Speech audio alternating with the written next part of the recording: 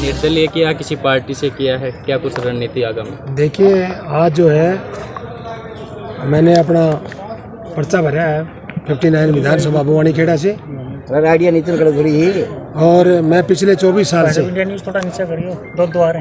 चौधरी बंसीलाल जी से, जो हरियाणा के जो निर्माता थे, उनसे राजनीति शुरू की है इस इलाके की आवाज़ के लिए, भवानी खेड़ा के विकास के लिए। उसके लिए आज मैंने आज़ाद उम्मीदवार के रूप में जनता के आशीर्वाद से, 36 बिरादरी के भाइयों के आशीर्वाद से ये निर्णय लिया है कि हमारा जो इलाका है उसके विकास के लिए आज मैंने अपना नामांकन विधानसभा के लिए भवानी खेड़ा के लिए भरा है। भवानी खेड़ा से टिकट कटी है, क्या कारण रहे? देखिए, पार्टी का निर्णय है, कारण उन्होंने पता है, मुझे इस बात का कारण का पता है कि मेरे साथ अन्याय हुआ है, इलाके के साथ जाती हुई है। मैं पिछले 24 साल से अपने इलाके में बहुत संघर्ष किया, बहुत विकास किया, और मुझे पूरी उम्मीद थी आखिरी तक बाहर के इलाके का, जो सोनीपत ज़िले का कैंडिडेट जहाँ उम्मीदवार इस इलाके के लिए बनाया है, हम उसके विरोध में हैं। और क्योंकि उस इलाके के लोगों को यहाँ पता नहीं, ना हमारा कल्चर है, ना हमारे घर बार को जानते हैं, ना इलाकों को जानते हैं, तो उसके विरोध में हम भवानी खेड़ा के बसंदे हैं और 36 बिरादरी का हमने विकास किया है, और बाहरी उम्मीदवार होने के नाते हम इस पार्टी के निर्णय के खिलाफ हैं। कांग्रेस को भी अलविदा कहा है।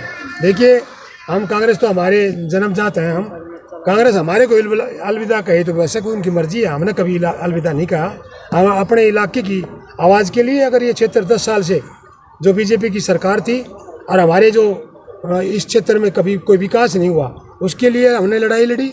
और आज जो अगर बाहरी उम्मीदवार यहाँ भी अगर इस क्षेत्र इलाके के अंदर आ गया, जिसको कल्चर को पता नहीं, जो इस इलाके का नहीं, तो इससे इस इलाके का नुकसान होगा।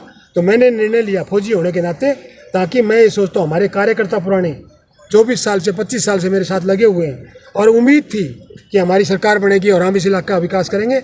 इसलिए मैंने निर्णय लिया, इस उम्मीद को खरा उतरने के लिए हम आज़ाद के तौर पे मैंने अपना नामांकन भरा है, और हम आने वाली सरकार के साथ उस सरकार का साथ देंगे जो इस इलाके की आवाज़ उठाएगा। सामने बीजेपी पार्टी है, कांग्रेस पार्टी है, आपको जो पुराने के मैदान में आएंगे तो हमें निर्दलीय के तौर पे खुद मेहनत करके आगे बढ़ना पड़ेगा। देखिए, नहीं, मैंने मेहनत 25 साल की ज़िंदगी लगा रखी है, ऐसा घर नहीं है, दुख सुख के साथ ही हम।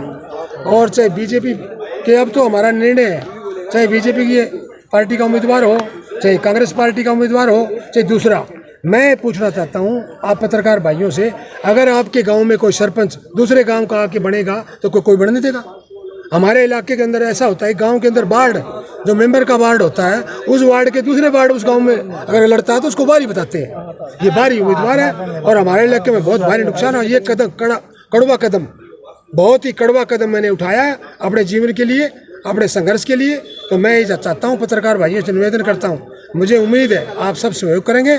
और 36 बिरादरी का 14 तारीख को जमालपुर के अंदर हमने महापंचायत बुलाई है, पूरे इलाके के लोग, कार्यकर्ता, 36 बिरादरी के भाई, उसमें हम निर्णय लेंगे, और बाहरी उम्मीदवार का हर गांव में जाएगा, उसका हम बहिष्कार करेंगे। मोदी साहब किसे आप टक्कर में मान रहे? बीजेपी के कैंडिडेट को मान रहे सामने टक्कर में, या फिर कांग्रेस के? कोई टक्कर नहीं है, बीजेपी जाने वाली है, कांग्रेस का जो कैंडिडेट उसका कोई भविष्य नहीं है। एक तरफा हमारा माहौल होगा और हम विजयी होंगे और हमारे इलाके की लड़ाई। धन्यवाद।